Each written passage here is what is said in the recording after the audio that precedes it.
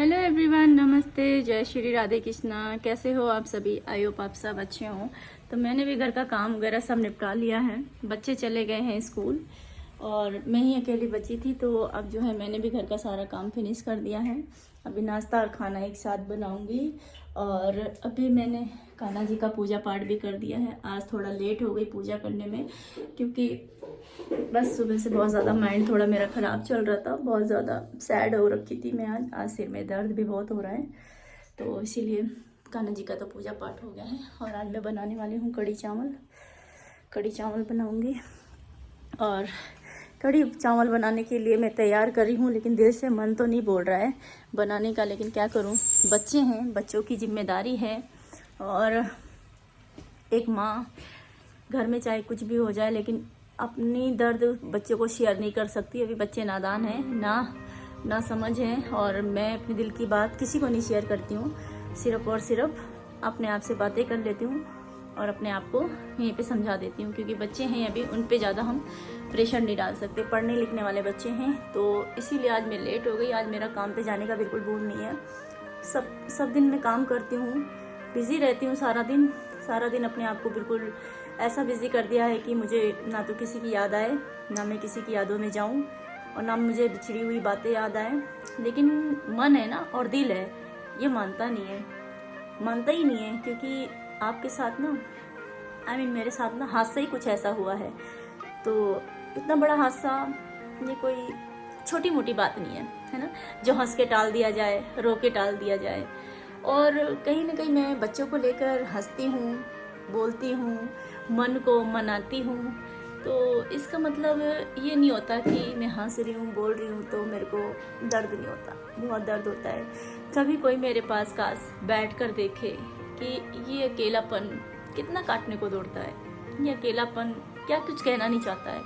बहुत कुछ होता है, लेकिन वही है ना कि अब सिंगल मदर होने के नाते सब कुछ अपने आप को मैनेज करना पड़ता है, अपने आप को समझाना पड़ता है। वरना ऐसी औरतों को ना, जो सिंगल होती है ना, उनको कोई ना कोई चाहिए। ये तो माँ चाहिए, ये तो बड़ा भाई चाहिए, या तो मतलब फैमिली में ऐसा कोई चाहिए जो मतलब इस बिगड़े हुए पल को थोड़ा सा समेट सके। तो शायद ऐसा मेरे पास कोई नहीं है जो मैं अपने दिल की बात किसी को शेयर कर सकूं, या बता सकूं, या रो सकूं उसको पकड़ के। कोई नहीं है। और आज 4 नवंबर है, और आज ही के दिन जी भर के बात कर लिया था।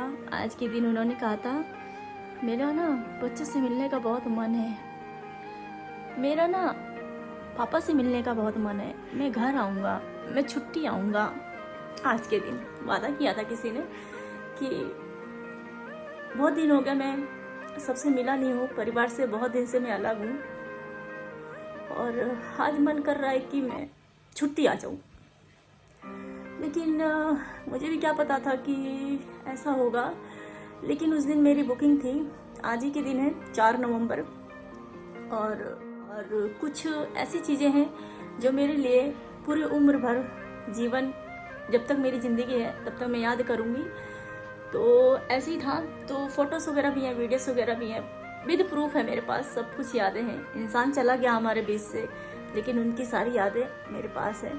तो बोला था कि मैं घर आना चाह रहा हूँ। फिर मैंने ही बोल दिया, मैंने कहा अभी मेरे पास टाइम नहीं है, और आप घर पे आओगे ना, मैं मिलूँगी नहीं तो आपको गुस्सा आएगा कि मैं कुछ भी हो जाए। आदमी अगर कहीं से बाहर से घर आता है ना, तो उसके माँ बाप, बच्चे और बीबी सामने होने चाहिए।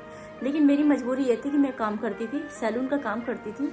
तो इसीलिए जो है मेरे पास उस दिन, आज के दिन मतलब बुकिंग थी। तो मेरी पार्लर की बुकिंग थी, मैंने ब्राइडल ले रखा था, ब्राइडल की बुकिंग थी मेरी, और तैयार करना था मुझे दुल्हन को। और मैं हमेशा दूसरों की ज़िंदगी सजाती रही।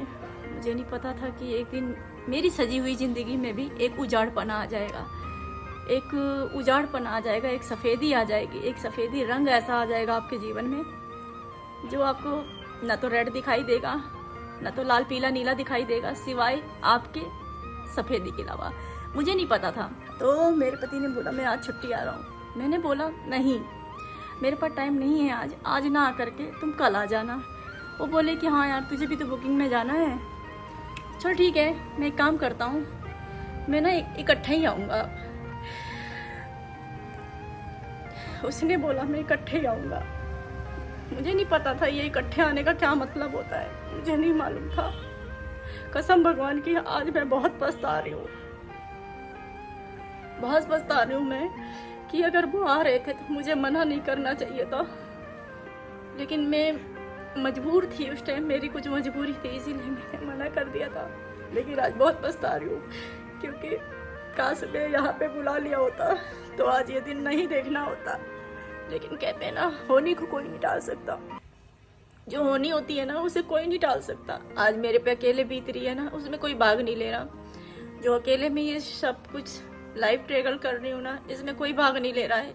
मेरा दुख, मेरी तकलीफें, मेरी परेशानियाँ सब कुछ मेरे साथ है, मैं ही अकेले हैंडल कर रही हूँ और कोई नहीं है। तो मैं बात कर रही हूँ अपने हस्बैंड की, तो मैंने उनको मना कर दिया था कि आज मत आना, कल आ जाना। मुझे नहीं पता था कि मैं इसी दर्द से गुजरूंगी। आज पूरे 2 साल हो गया,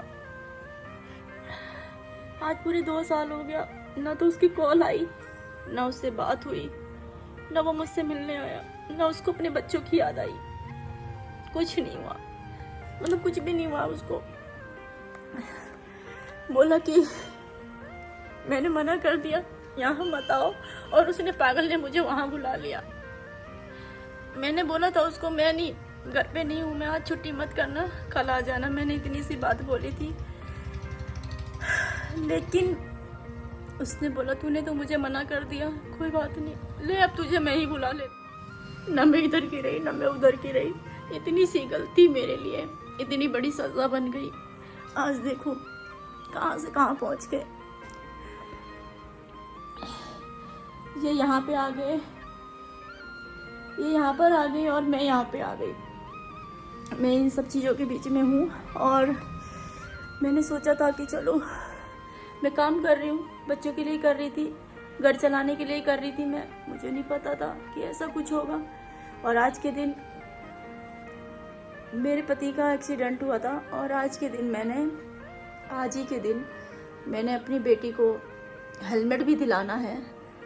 और कल मेरा बहुत ज़्यादा गुस्सा आया, मैंने उसका हेलमेट भी तोड़ दिया।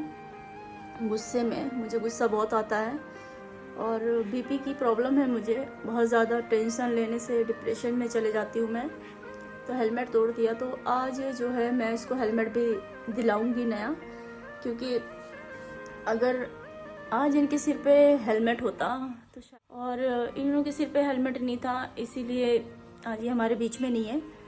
आज मैं इसको हेलमेट दिला के लाऊंगी आज के दिन, क्योंकि आज उसके पापा का आज ही के दिन एक्सीडेंट हुआ था, वो भी सिर्फ और सिर्फ एक हेलमेट की वजह से। मुझे नहीं पता इसके पीछे रीज़न क्या था क्या नहीं था, मुझे नहीं मालूम है, पर हमारे साथ जो भी हुआ है ना, बहुत बुरा हुआ है, बहुत ज़्यादा बुरा हुआ है। मैं इसे किसी से कह नहीं सकती। अच्छा खासा परिवार चल रहा था, अच्छा खासा सब कुछ था घर में। मुझे नहीं पता किसकी नज़र लगी, किसकी बददुआ लगी मेरे परिवार को, मुझे नहीं पता। पर मैं भगवान से ये कहना चाहती हूँ, भगवान बिना किसी गलती के, बिना किसी कसूर के किसी का घर मत उजाड़ा करो, क्योंकि हर कोई ना बर्दाश्त नहीं कर सकता। हर किसी के ना आगे पीछे सपोर्ट करने वाला कोई भी नहीं होता है। लेकिन मैं यही कहूँगी कि आज मैं बहुत पछता रही हूँ। वो आखिरी कॉल मेरी ज़िंदगी का, वो वीडियो कॉल एक आखिरी कॉल बन के रह गई है। वही दिन मेरे से बात हुई थी, वही दिन मेरी ज़िंदगी सब कुछ हुआ, उसी दिन, आज ही के दिन। मतलब मैं इनको जिस दर्द में देखा था ना, मेरा कलेजा फट गया था। मैं तो पागल हो गई थी, ख़त्म हो गई थी। सोचती हूँ मत बताऊँ, नहीं लाऊँ, मैं ऐसी लाइफ स्टोरी नहीं दिखाऊँ, लेकिन मैं जो कुछ भी बताती हूँ यहाँ पे सब रियल होता है, जो मेरे साथ हो रखा है। कोई दिक्कत नहीं थी घर में, कोई भी परेशानियाँ नहीं थी, कोई भी मतलब कुछ भी ऐसा नहीं था, कमी किसी चीज़ की नहीं थी। बस थोड़ी फाइनेंशियली दिक्कत चल रही थी। मतलब मेरे घर पे लोन चल रहा था, अगर हम अभी भी कमाते नहीं तो मैं अच्छे बच्चों को पढ़ा भी ना पाती। काफ़ी सारी जिम्मेदारियां थी, तो मैं इस वजह से जो है, हम दोनों ने एक दूसरे को बहुत समय कम दिया, एक दूसरे के साथ बहुत कम रहते थे। और वो नौकरी के चक्कर में बाहर रहते थे, मैं बच्चों को और माँ बाप को देखने के लिए, सास ससुर को देखने के लिए मैं घर में रहती थी काम के लिए। लेकिन आज ना बहुत खलता है कि हम बहुत पछताते हैं कि यार क्यों नहीं हमने साथ में वक्त बिताया। अब बहुत पछताते हैं। अब पछता के कोई फ़ायदा नहीं है। पता है, बहुत सारी चीज़ें हैं जो दिल में रह गई हैं, बहुत सारी बातें हैं जो दिल में रह गई हैं, तो दिल बहुत दुख रहा है। आज किसी से बात भी नहीं करी मैंने। बहुत लोगों का कॉल आ रहा था, कॉल भी नहीं रिसीव किया मैंने, किसी से बात नहीं किया। मन ही मन में मैंने सिर्फ और सिर्फ अपने पति से बात किया कि तुम्हारे चले जाने से ना सच में घर में ना एक उजाड़पना हो गया। मैं कितनी भी सज लूँ संवर लूँ, कितना भी मन को मना लूँ, कितना भी खुश रह लूँ बच्चों को लेकर, लेकिन दिल का दर्द ना कभी कम नहीं होता। बस यही लगता है कि तुम्हारे साथ जो हुआ ना बहुत गलत हुआ। यही लगता है कि तुम्हारे साथ जो कुछ भी हुआ ना बहुत गलत हुआ है, अच्छा नहीं हुआ तुम्हारे साथ।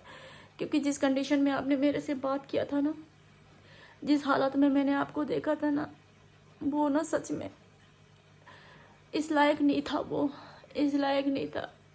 इतनी बड़ी सज़ा दी तुमने मेरी ज़िंदगी में बेकसूर को। मेरा कोई गलती नहीं, मेरा कोई कुछ नहीं था। मैं बच्ची की तरह ट्रीट करती थी उनको, बच्ची की तरह प्यार करती थी। मैं पति कम मानती थी, अपना दोस्त, अपना जो करीबी माँ बाप होते हैं ना, वैसा मैं प्यार करती थी, वैसा मैं मानती थी।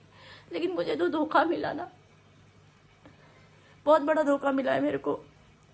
बिना किसी गलती के, बिना कुछ करे इतना बड़ा सज़ा, इतनी बड़ी सज़ा दी मेरे को कि मैं जीवन भर इसे मरते दम तक नहीं भूल सकती हूँ। सच में भगवान कसम कोई कमी नहीं थी मेरे घर में, बहुत अच्छा चल रहा था, सब कुछ ठीक था। पता नहीं क्या हो गया अचानक।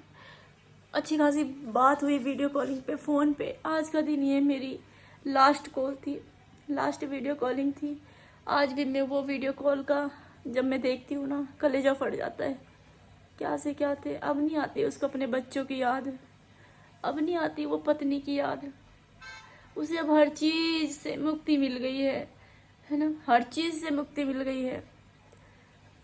मुझे बोलते थे ना जीवन में, तेरे पे ना कोई कष्ट नहीं आने दूंगा, तेरे पे ना कोई प्रॉब्लम नहीं आने दूंगा, कोई परेशानी नहीं आने दूंगा।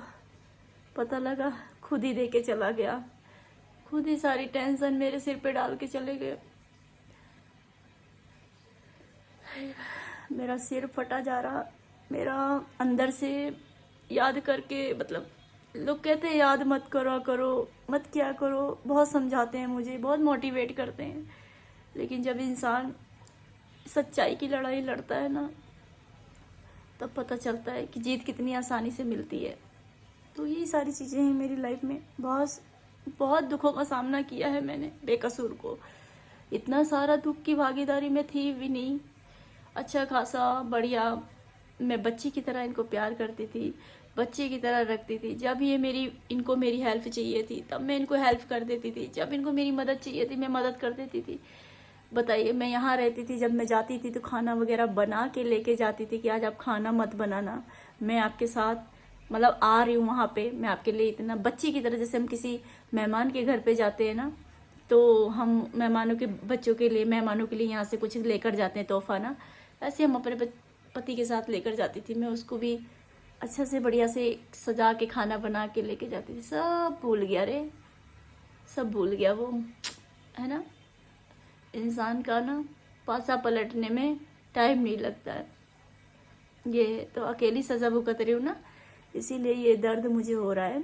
यही मैं आपको बयां कर रही हूँ कि मैं जिस दौर से गुजर रही हूँ ना, मेरे हंसी के पीछे, मेरे नाचने गाने के पीछे एक दर्द है जो सिर्फ मैं ही महसूस कर सकती हूँ और मैं ही उस चीज़ को भुगत सकती हूँ। तो यही है मेरी लाइफ स्टोरी। शायद आप लोगों को बता देती हूँ तो मेरा मन हल्का हो जाता है। बाकी मेरा दर्द मेरे साथ है, ना मेरी माँ दूर कर सकती है, ना मेरा पापा दूर कर सकता है, ना मेरा परिवार दूर कर सकता है, कोई नहीं समझ सकता। ये है मेरी कहानी।